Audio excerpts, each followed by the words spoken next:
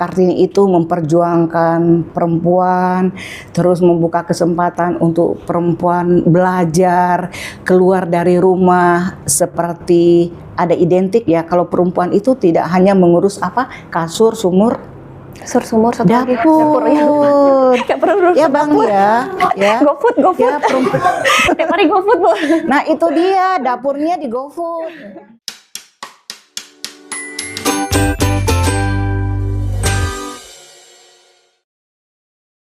Assalamualaikum warahmatullahi wabarakatuh. Halo semuanya, saya Citra Mulyani akan menemani teman-teman semuanya pada podcast COD, yaitu Cerita Orang Dalam. Ya, pada podcast COD kali ini, teman-teman semuanya kita akan membahas pengalaman dan insight dari salah satu tokoh berpengaruh nih di BKKBN Aceh hari ini ya. Nanti kita akan mengungkap cerita-cerita di balik layar dan juga pelajaran berharga dari beliau tentunya. Kita sudah bersama siapa? Jeng Ibu Safrina Salim SKMMKes, Kepala Perwakilan BKKBN Provinsi Aceh. Lalu Masya Allah. Ibu apa kabar Ibu? Kabar baik, terima kasih Citra udah diundang di podcastnya OCD.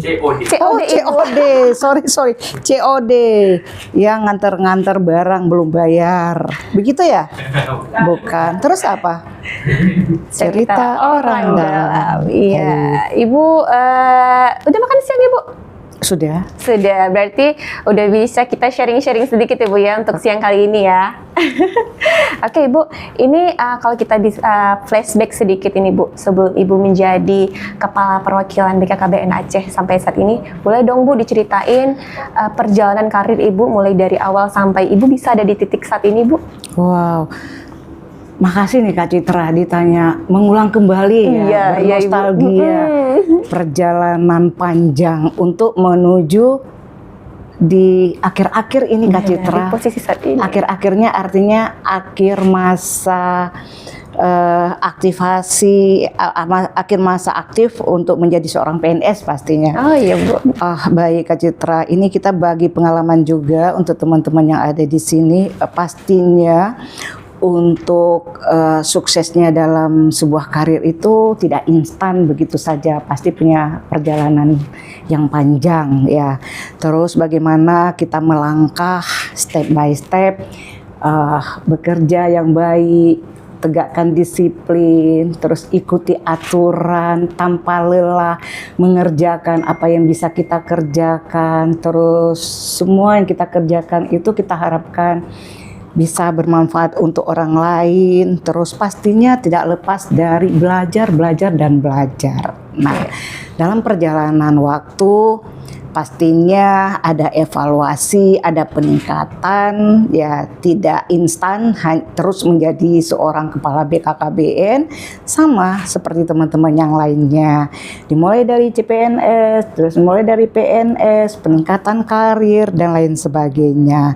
Nah, ini bagaimana juga kita bisa mengikuti program-program yang ada atau yang dititipkan kepada kita sehingga kita bisa mengembangkan seperti pengembangan karir, terus kompetensi dan mengikuti perkembangan-perkembangan yang sekarang itu yang kekinian begitu ya, sehingga kita bisa beradaptasi dengan kondisi. Ya alhamdulillah perjalanan karir saya tanpa melihat dan bukan tidak mengharap, semua orang mengharap sukses ya. Benar. Tapi semua itu adalah perjalanan. Nah, sampai saat ini setelah dipercaya menjadi OPDKB, terus ikut persaingan bersama yang lainnya, banyak promosi-promosi, sehingga itu juga kita coba dipercaya untuk menjadi Direktur Bina Keluarga Balita dan Anak BKKBN, terus menjadi Direktur Kesehatan Reproduksi. Nah, kali ini dipercaya dalam masuk tahun yang ketiga ini menjadi Kepala Perwakilan BKKBN Provinsi Aceh. Nah, begitu Kak Citra. Luar biasa sekali Bu ya. Berarti Bu sudah berapa lama Bu perjalanan dari memulai karir dari PNS sampai saat ini Bu? Oh iya. Ayo hitung bersama-sama ya. Saya itu PNS-nya itu di tahun 2090. Nah, pastinya step by step tadi ya. 1990 ya Bu ya? Iya. 1990 berarti 30 6 tahun. Oke, Wah, saya udah berakhir selesai. di usia 37 tahun. Wah, luar biasa Ibu. Oke Bu, ngomong-ngomong, selama Ibu menjabat sebagai Kepala Perwakilan BKKBN Aceh, kesan paling berharga apa sih Bu yang pernah Ibu alami, yang pernah Ibu rasakan? Biasanya itu kesan yang menyenangkan pasti goalnya di setiap event, setiap kegiatan, setiap harapan begitu ya. Namun daripada itu kita bisa menjalankan sendiri-sendiri, Kak Citra. Artinya segala sesuatu itu sangat mendukung kerjasama, integrasi, kolaborasi, terus bagaimana kita bisa masuk menyesuaikan dengan kondisi-kondisi organisasi, komunitas dan lain sebagainya. Nah, itu juga menjadi salah satu strategi. Goalnya seseorang untuk menggapai segala sesuatu artinya ada peran-peran orang lain. Nah, di BKKBN ini perannya siapa? Ya, kita kan ada PLKB, ada TPK, dan ada ASN-ASN yang lainnya. Nah, apapun yang kita laksanakan, yang akan dikerjakan secara bersama-sama, saya pikir itu merasa satu apresiasi yang dapat kita raih dan itu menjadi ringan untuk dijalankannya. Oke Bu, kalau tadi kesan paling berharga, kalau sekarang tantangan terbesar yang pernah Ibu hadapi, yang pernah Ibu alami nih selama menjabat sebagai Kaper BKKBN Aceh Ibu? Tantangan pastilah. Iya, pasti banyak. Ya. Yang paling besar nih Bu, yang paling besar. yang pasti, yang paling sulit tapi alhamdulillah sudah Ibu jalani. Sudah Ibu hadapi. Kalau saya positif thinking aja. Jadi tantangan yang besar itu menjadi kecil apabila kita bisa mengatasi secara bersama-sama. Pastilah kritikan-kritikan itu banyak. Terus evaluasi setiap kegiatan-kegiatan yang kita kerjakan itu ya menjadi penilaian. Orang menilai kita bukannya goal positifnya aja, negatif juga ada. Bagaimana kita bisa menghadapi hal seperti itu. Salah satu kalau tantangannya, saya pikir semua juga menjadi tantangan. Anak sekolah juga tantangannya harus ujian, harus belajar. Kuncinya negative thinking. Terus bagaimana bisa menjalankan, mengkoordinasikan secara bersama-sama, ya sehingga yang kita gapai itu adalah mereka juga merasakan itu penting, itu butuh ya, sehingga ini adalah konsep bersama. Saya pikir itu Kak Citra. Iya, Bu, Ibu kan sebagai kepala di BKKBN Aceh ini tentunya kan banyak tim-tim kerja di bawahnya Ibu ya. Gimana sih Bu cara Ibu membangun tim yang solid dan juga produktif untuk di kantor ini Bu? Secara singkat aja. Iya, solid dan produktif ya. Jadi kalau untuk menggapai kebahagiaan, jangan bahagia sendiri-sendiri ya. Untuk senang, jangan senang sendiri-sendiri. Jadi bagaimana kita mengajak, saya ini sangat berkaitan dengan program-program di kementerian kita. Apalagi melihat program kita setelah BKKBN itu menjadi Kementerian Kependudukan Pembangunan Keluarga. Nah, membangun keluarga itu adalah salah satu tagline-nya BKKBN gitu ya, Kemenduk Bangga. Kita membangun keluarga kita dulu. Oke, setelah itu ini adalah yang akan kita berikan kepada masyarakat. Nah, kebahagiaan itu juga salah satu contoh praktek baiknya kita melihat kenapa sih BKKBN atau Kemenduk Bangga membuat sekolah lansia. Tujuannya untuk apa? Bagaimana lansia itu mandiri, produktif, bahagia. Nah, begitu juga dengan pola kerja yang ada di BKKBN Provinsi Aceh, sehingga pola kerja ini bukan menjadi satu paksaan.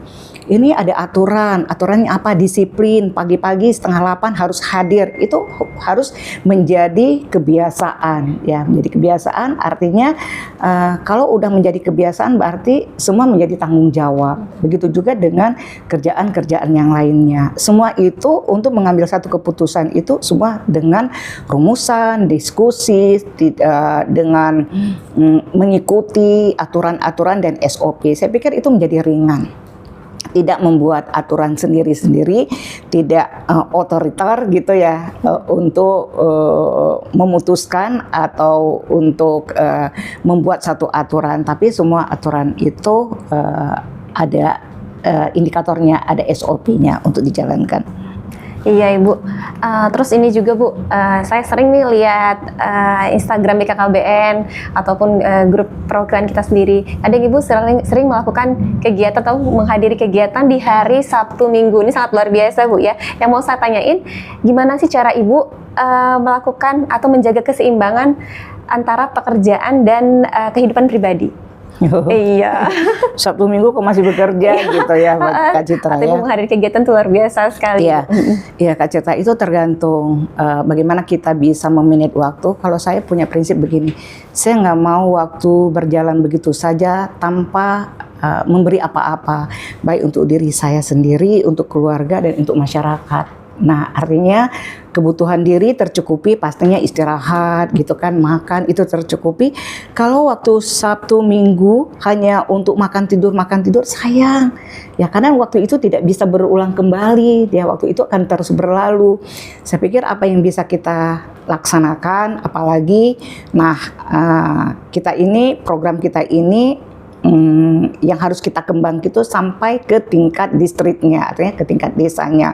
Masyarakat di tingkat desa itu masih banyak yang belum memahami bagaimana dengan ketahanan keluarga, bagaimana penduduk tumbuh seimbang. Nah, ini banyak anak masih berpikir banyak resiko, banyak rezeki ya. Betul. Banyak rezeki ya. Nah, juga harus kita pikirkan, itu juga harus kita berikan informasi-informasi positif kepada masyarakat. Sebenarnya senang-senang aja, aja. Setelah kita sudah bisa mengatur diri, mengatur keluarga, waktu tersisa ayolah apa yang bisa kita buat untuk masyarakat. Saya pikir setiap langkah dalam doa, jadikan sebuah kegiatan aktivasi saya itu menjadi ibadah untuk diri saya sendiri dan bermanfaat untuk masyarakat. Luar biasa. Kalau kita Sabtu Minggu ngapain nih? Tidur, nonton film Korea. Ya bisa dicontoh ini ya. Saya juga suka film Korea karena cantik-cantik, tapi saya nggak mau meneruskan begitu masuk ke dalam alamnya Korea. Gitu. Itu kalau udah nonton sekali itu udah pasti sampai keterusan. dari pagi sampai sore itu aja. Aduh. Ya, drama Cina ya. Saya mengikuti, saya suka cantik-cantik, ganteng-ganteng gitu. Kan. Di saat saya udah mania, udah tambah suka. Waduh, saya harus kontrol diri. Begitu ya. Ibu saya mau kasih tebakan sama Ibu, apa persamaan Ibu Vina dengan Ibu Megawati Soekarno Putri? Saya kasih waktu 3 detik. Sama-sama wanita. 1. Ya, yang kedua punya semangat kerja yang tinggi. Okay. Yang ketiga tidak mau buang-buang waktu.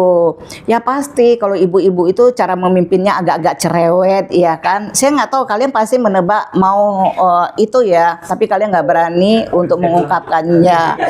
Iya. Oke. Nah, saya pikir itu salah satu goal seorang pemimpin perempuan dibandingkan pemimpin laki-laki. Laki-laki bicaranya hanya sekali. Kadang-kadang kita sekali itu tidak begitu mendengar. Akhirnya tidak terjalani gitu ya. Iya, benar Bu. Karena sangat luar biasa sekali Ibu Safrina Salim adalah menjadi wanita pertama untuk menjadi kepala perwakilan BKKBN Provinsi Aceh. Iya. Karena Bu, saya kan masuk 2022 di ruang rapat yang lama itu kan ada dipajang foto-foto kepala-kepala yang sebelumnya dari awal berdiri BKKBN sampai 2022 kita masuk. Itu laki-laki semua, makanya sangat luar biasa sekali seorang ibu menjadi wanita pertama nih. Pasti saya yang paling cantik. Iya dong. Iya benar Bu. Dan ini mengingatkan saya pada Ibu Kartini nih Bu, karena beliau bagaimana memperjuangkan emansipasi wanita terkait kesetaraan hak antara laki-laki dan perempuan. Kebetulan hari Kartini bulan ini ya? Iya. Tanggal 21 April. Saya suka itu. Iya. Menurut pandangan Ibu nih Bu, gimana sih Bu sosok Kartini masa kini terutama untuk perempuan di Aceh Ibu? Iya, saya suka itu. Pastinya sosok Kartini masa kini itu ada cerminannya Kartini masa lalu ya. Kenapa Kartini itu memperjuangkan perempuan, terus membuka kesempatan untuk perempuan belajar, keluar dari rumah, seperti ada identik ya, kalau perempuan itu tidak hanya mengurus kasur, sumur, dapur. Ya Bang ya. GoFood. Ya, Tiap hari GoFood Bu. Nah itu dia, dapurnya di GoFood. Nah, itu ada cerminan. Jadi bagaimana dengan Kartini Aceh pastinya ya. Contoh sudah banyak. Perempuan-perempuan Aceh itu luar biasa loh. Coba lihat, ada siapa? Ada Cut Nyadin, siapa lagi? Malahayati, siapa lagi? Ratu Sapiatuddin, Cut Mutia. Keren ya, sejarahnya berarti tinggi nih dulu ya. Oke, setuju Cut Mutia. Coba mereka itu di masa perjuangan, di masa mereka itu tidak mengenal pendidikan seperti di saat ini.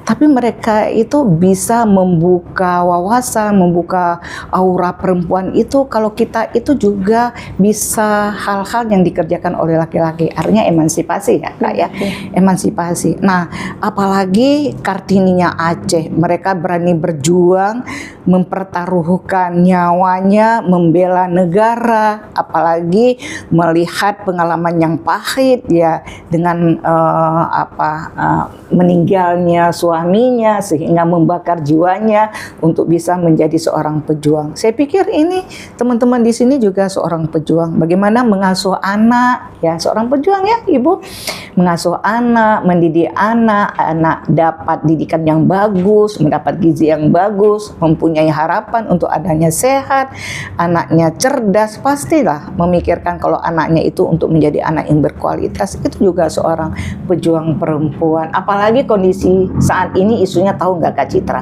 Apa itu? Stunting. Oh iya, Kak stunting, Citra. benar. Stunting itu adalah salah satunya ya, bagaimana juga Aceh terus perang dengan kondisi stunting ya, sehingga generasi-generasi ke depan Aceh ini benar-benar dalam kondisi sehat, bebas stunting, yang benar-benar dapat mengisi ruang 2045 nanti Indonesia emas. Salah satu cita-citanya itu kita sangat mengharapkan adanya generasi-generasi Aceh untuk mengisi di saat itu. Amin. Oke Bu, ini yang terakhir nih Bu, ya. Apa sih harapan Ibu ke depannya, baik itu untuk program dari BKKBN Aceh sendiri maupun untuk masyarakat secara umum? Apa sih harapan ke depannya? Pasti besar lah harapannya. Bagaimana masyarakat semua tahu kalau ini hanya BKKBN ya. Tahu ya, BKKBN itu kalau kita tanya kepada masyarakat, kerjanya apa? Bagi-bagi pil Bu, bagi-bagi kondom Bu, begitu ya.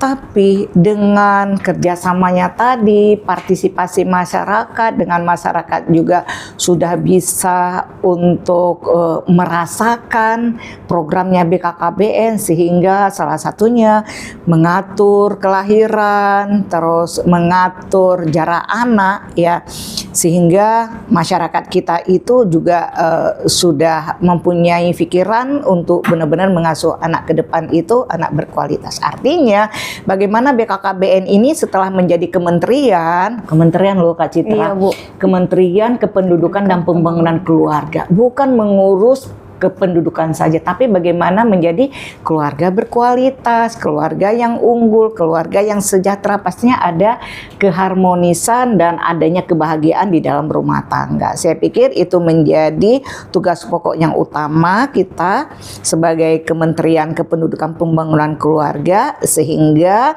masa depan Indonesia semakin cerah itu dimulai dari keluarga bahagia dan Indonesia sejahtera, begitu Kak Citra. Oke, Ibu, ternyata nggak jadi terakhir nih Bu. Durasinya selalu diperpanjang lagi nih Bu. Iya. Oke, apa ya, saya mau nanya lagi. Mungkin ini sih Bu, biasanya ada problem apa sih Bu? Biasanya kan Ibu suka turun ke lapangan, masyarakat ada memberikan respon atau apa Bu saat kedatangan Ibu langsung, mungkin memberikan informasi apa, apakah mengeluh ataukah mungkin mereka senang atau gimana Ibu? Iya, sebenarnya itu kan kita untuk menjadi pemimpin itu punya seni ya Kak Citra ya. Seninya itu macam-macam. Bagaimana kita seni menghadapi masyarakat. Masyarakat juga beda-beda. Masyarakat yang pendidikannya itu menengah ke atas dan masyarakat yang pendidikannya menengah ke bawah. Nah, itu punya seni tersendiri. Nah, Kalau saya sih lebih suka maksudnya, bagaimana kita bisa mengimbangi dengan kondisi pengetahuan mereka, dengan kondisi kita turunnya kan sampai ke tingkat desa. Jadi ketika desa, kalau Kak Citra pergi ke tingkat desa pakai high heel yang tinggi dengan makeup yang tebal gitu ya kan, dikirain wah ini artis nih musuh. Ya mereka bisa aja kurang respon begitu, kayaknya nggak selevel begitu ya. Tapi kita harus bisa mengimbangi kondisi-kondisi masyarakat. Alhamdulillah pengalaman saya happy-happy saja. Jadi saya nggak tahu ya apa saya orangnya kurang peka ya. Saya ke Citra tanya tuh apa Bu kendalanya? Nggak ada kendalanya. Ada, Bu, ya? Karena Ibu cukup bisa membaur ya Bu ya. Iya, karena semua itu sudah dikonsep ya kan. Saya harus bisa mengikuti fashionnya dia gitu. Saya harus bisa mengikuti geraknya budaya ya. Kita budaya kan Aceh itu kan macam-macam ya. Ada Melayunya juga. Iya. Terus ada ya ada apa aja ya di Aceh ya? Aceh, Melayu, Gayo gitu ya. Gayo, Jame itu Melayunya. Iya. Gak harus saya harus bahasa Gayo, tapi saya tahu budaya Gayo, adat istiadat, ya bagaimana saya juga bisa diterima begitu. Kalau seperti cerita tadi saya Assalamualaikum ya dengan dandan yang glamor, yang bling-bling gitu kan masuk. Mereka bisa aja saya diterima, tapi cerita kita nggak terbuka, sehingga apa yang kita harapkan untuk memberi satu motivasi, edukasi kepada mereka itu nggak nyambung gitu ya kan. Sudah terpesona melihat kecantikan kita gitu. Iya, Ibu dulu basicnya bidan ya Bu ya? Iya Kak Citra, kenapa Kak Citra? Bidan itu bisa jadi kepala juga Kak Citra. Makanya Bu, contohnya kayak Ibu ya kan. Karena saya melihat beberapa di foto itu Ibu yang langsung memasang sendiri implan ke akseptornya. Itu boleh diceritain nggak Bu? Gimana Bu?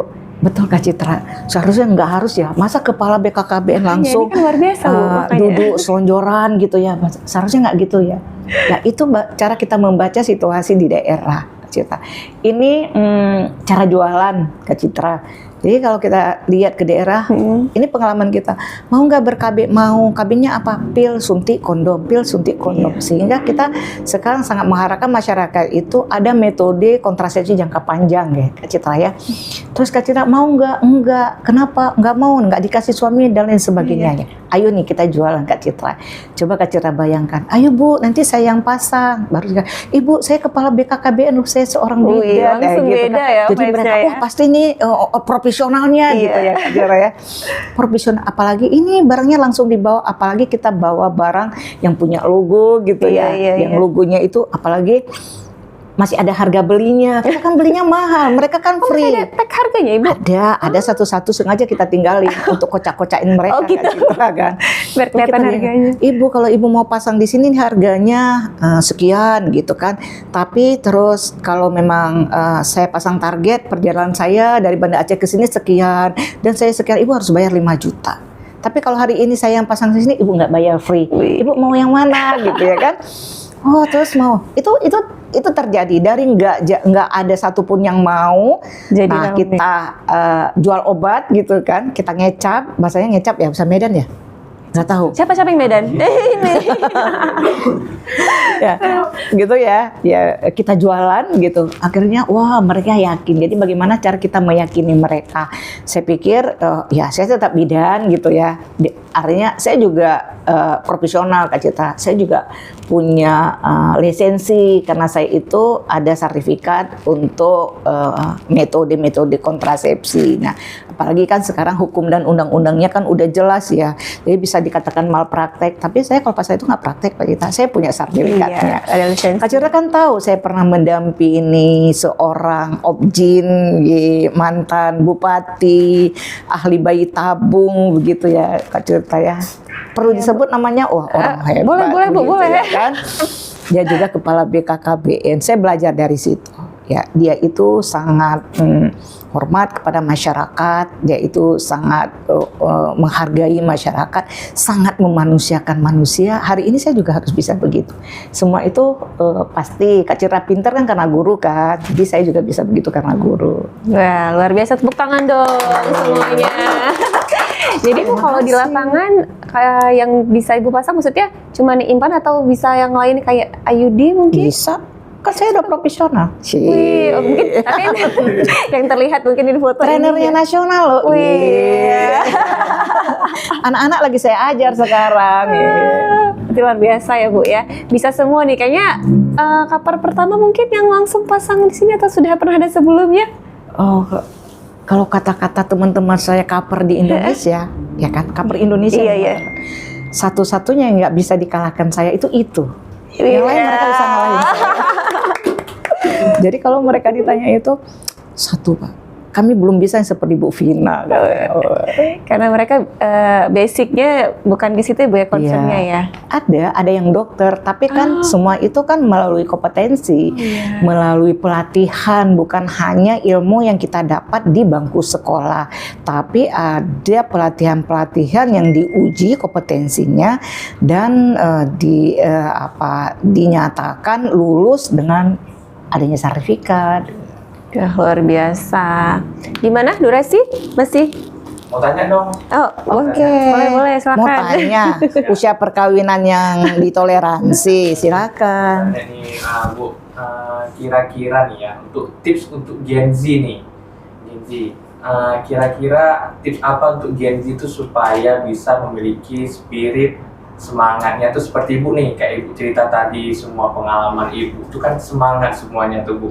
Gen Z ini kan kadang-kadang kalau udah nggak pas mageran ya Bu. Nah, jadi gimana nih biar nggak mageran? Kayak Ibu tuh Sabtu Minggu masih kerja, sedangkan biasa kalau Gen Z kalau nggak rebahan nonton Korea cacing. Ada nggak tipsnya nih Bu supaya tuh kami bisa punya spirit dan semangat kayak Ibu juga? Pastilah, pertama itu dari Anda untuk Anda. Nggak bisa dipaksa juga, ya. Tapi bagaimana juga Anda memikirkan, pastinya tujuan hidup itu untuk apa. Jadi, Ahab Gen Z belajar, pasti punya cita-cita, kepengen punya keluarga, itu harus menjadi satu konsep dalam hidup. Nah, ini gampang ini sebenarnya. BKKBN juga punya yang namanya komunitas ya. Komunitasnya itu Gen Z juga. Yang namanya dimulai dari Pick Air ya, yang ada di sekolah maupun di desa-desa, dan nanti adanya namanya Genre ya. Kenapa mereka itu perlu dirangkul ya? Karena kita juga untuk memberi penguatan kepada mereka untuk menjalankan garis hidupnya sampai bisa meraih cita-citanya pasti ya Bang ya. Artinya bagaimana memanfaatkan waktu, terus punya tujuan, terus bisa membatasi diri dengan hal-hal yang tidak baik, apalagi untuk menjerumuskannya. Saya pikir itu pertama untuk diri kita sendiri ya. Nah Bang, kenapa di Gen Z-nya genre kita ini mereka itu punya sumpah katanya katakan tidak seks bebas? Karena kenapa? Kalau udah seks itu sama dengan narkoba loh Bang. Udah pernah coba seks? Oh belum Bu, Belum menikah ya? Belum, oke. Ya Bang, jangan coba. Percis seperti narkoba. Kalau sudah pernah coba, kepengen lagi, lebih dalam lagi. Terus kepengen lebih dalam lagi, kepengen lebih dalam lagi. Kalau itu sudah meracuni Anda, sudah merusak hipotalamus, ya, merusak saraf, itu udah menjadi ketagihan. Akhirnya Anda terbayang dengan hal-hal yang begitu, terkat deh harapan, cita-cita dan lainnya, kesempatan dan lainnya. Nah, satu ya, seks bebas. Terus yang kedua, narkoba. Sama, narkoba itu adalah racun untuk memutuskan harapan dan cita-cita Anda. Ya, jangan coba-coba dengan narkoba. Yang ketiga, perkawinan di usia muda. Ya, ini ada nih. Kemarin kakak usia berapa kawin? Belum Ibu. Belum ya? Oke. Kenapa? Jadi perhatian kenapa sih orang udah suka sama suka ketimbang berzina gitu ya kan? Kalau memang bisa ditahan ya, terus ditahan dulu. Nah kalau memang sudah kebelet gitu ya, ya udah deh nikahin aja. Tapi sangat berisiko jangan hamil dulu. Kenapa hamil dulu? Dampaknya itu lebih jelek lagi nanti terhadap anak yang akan tumbuh di rahimnya, begitu juga anak yang akan lahir dan masa depan anak juga. Di usia-usia sebelum 24 tahun berarti itu kan usia sekolah ya. Iya. Usia sekolah. Betul. Kenapa di perkawinan ditoleransi nih ya, bukannya undang-undang perkawinan. Jadi kita salah nih. Undang-undang ditoleransi itu 20-24 ya. Ya Kak ya? Halo. 21. 21. Nah, kenapa 21 perempuan, 25 laki-laki? Nah, karena apa? Alat reproduksi wanita itu di bawah 20 belum matang. Gitu. Nah, terus laki-laki juga kalau masih di usia di bawah 25 emosionalnya ya belum bisa dikendali. Terus terutama ekonomi ya. Belum mapan, Bu, ya? Belum mapan. Kita melihat kondisi saat ini perceraian itu banyak faktor apa? Salah satunya faktor ekonomi. Faktor ekonomi. Jadi benar-benar yang ditoleransi itu matangkan dulu ya pendidikannya, sosialnya, terus lingkungannya ya sampai benar nggak bisa membuat bahagia dengan menggiring satu cinta aja itu nggak dijanjiin gitu. Oke, luar biasa. Ibu, terakhir nih Bu, tadi udah terakhir sih, ini paling terakhir nih Bu. Oh, paling terakhir, baik, paling terakhir. Apa sih Bu yang Ibu sampaikan kepada kami semua nih Bu, sebagai karyawan Ibu, baik yang di provinsi maupun yang ada di kabupaten kota, PKB dan lain-lainnya. Oke, semoga ini benar-benar nanti salah satu oleh-oleh saya buat kalian semua. Saya pikir semua itu punya aturan ya, ada tantangan pasti ada, tapi bagaimana kita menghadapinya. Kalau memang hal-hal yang positif itu menjadi salah satu langkah perjalanan yang kita jalankan.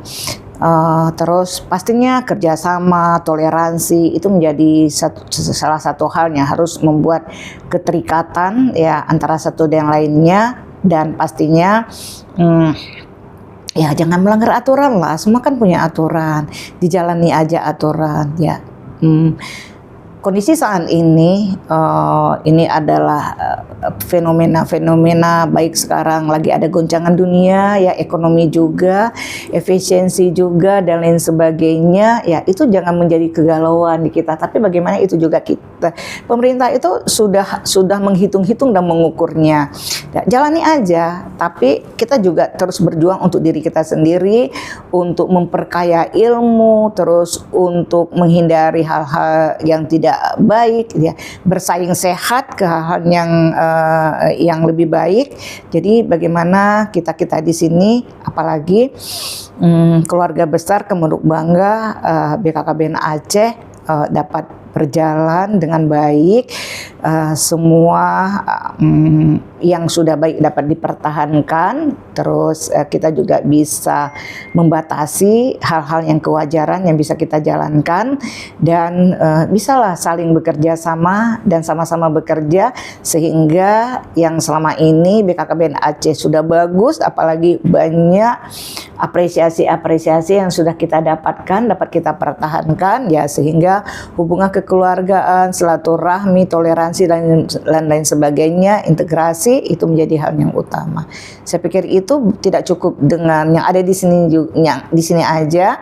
Jadi ini juga dapat kita distribusikan ya, kita sampaikan kepada kita ada PLKB yang ada di kabupaten kota, ada TPK itu adalah binaan kita. Mereka juga perlu tahu perkembangan yang ada di program Kemenhub Bangga, sehingga mereka adalah perpanjangan tangan kita untuk terus menyampaikan informasi, untuk menyampaikan edukasi terutama kepada keluarga, kepada masyarakat ya, sehingga kita bisa hidup bahagia bersama masyarakat yang lain. Oke, luar biasa. Ini udah pada semangat kan? Udah disemangatin sama Ibu? Semangat. Iya dong ya. Ibu, terima kasih banyak Ibu atas waktunya di tengah-tengah kesibukan Ibu sudah bersama kami nih di podcast COD. Saya ucapkan terima kasih. Dan terakhir, untuk teman-teman podcast COD Cerita Orang Dalam, jangan lewatkan untuk sesi selanjutnya. Saya Citra Mulyani, pamit undur diri. Wassalamualaikum warahmatullahi wabarakatuh. Terakhir, salam Kemenhub Bangga. Berencana itu keren.